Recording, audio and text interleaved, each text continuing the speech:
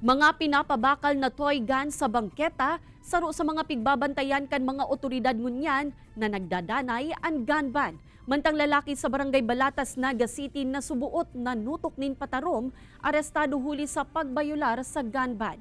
Uyan report ni Chris Novello.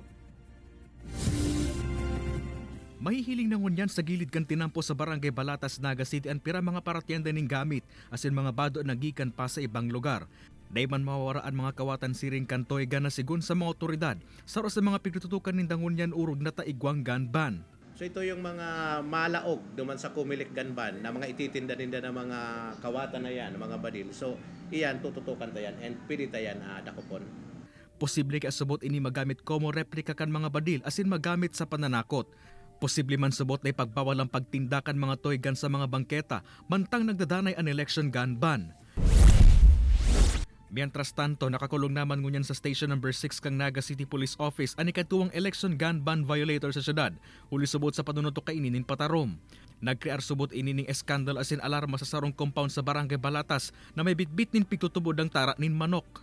Nagpapahiling kaya siya ning tarom sa nyaw kami sa may nagiinom naman kami kasi mga officer mi. Tapos siya pabalik-balik talaga siya. Nakapalaman kaya sa Section 261 kan Omnibus Election Code na pwera kan mga badil ipinagbabawal man anuman na deadly weapon sa pagpapuon kan election period. Sa ngunyan, solamenteng mga nagbayular sa gun ban na may darang bladed weapons pa sana ang nairehistro sa Naga City.